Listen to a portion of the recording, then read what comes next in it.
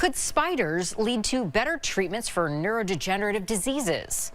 The Alzheimer's Association estimates more than 13,000 Vermonters have Alzheimer's or some form of dementia. A report released this year from the Governor's Commission on Alzheimer's Disease and Related Disorders estimates that number will increase to 17,000 by next year, and treatments are limited. A St. Michael's College researcher thinks she's found a breakthrough while studying spider brains.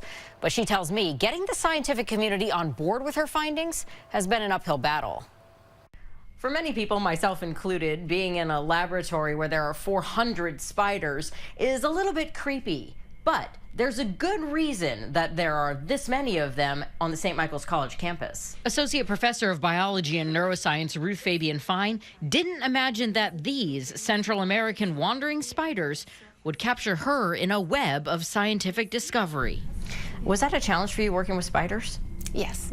Yeah, I was severely arachnophobic in the beginning. Now, she doesn't think twice about getting up close to them. She can point out the telltale droop of the dying spiders' bodies. And this is a sign of early neurodegeneration. And how a healthy spider sits differently. If you look at these spiders here, this one here, for example, you see how they have a perfectly alignment between the front and the behind of there? That was the basis for a question that would ensnare her. Why were her spiders dying of neurodegenerative diseases? Thanks to the arachnid's large brain cells, the answer wasn't hard to find.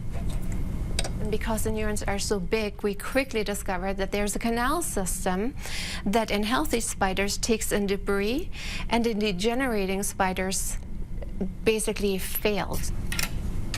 The light bulb moment came when she teamed up with the University of Vermont and compared spider brain cells to those from Alzheimer's patients. And then I looked at the human neurons and I realized, whoa, they look just the same way. So this would be a degenerating neuron here. And it didn't take us very long to discover that there's a similar waste removal system. And in Alzheimer's patients, this waste removal system had the same failures as it had in spiders. But convincing the scientific community that these spiders could unlock the mysteries of dementia diseases has been about as easy as convincing them to pick up a spider. I really would like to ask the neuroscience community to be open to what we are showing. The bar is higher for a person coming from a small college. Christopher Franklin is a UVM biochemistry professor and program director for the Biomedical Research Network, which funded Fabian Fine's research. He says to get traction, it needs to be published in a major scientific journal, presented at major scientific conferences, and catch the eye of pharma companies. Pharma has actually had a very, very difficult time and has failed. A lot of drugs have failed. His mother died from Alzheimer's, and he knows what it's like to watch a loved one fade away and be powerless to stop it. I think a lot of people look for hope. Well, it is there because basic science actually is creating hope for people. I think this research will be actually transformative for brain health. These are indeed myelinated and they are not axons. Fabian Fine says they've already identified a drug target and are in the process of testing that it works on human brain cells.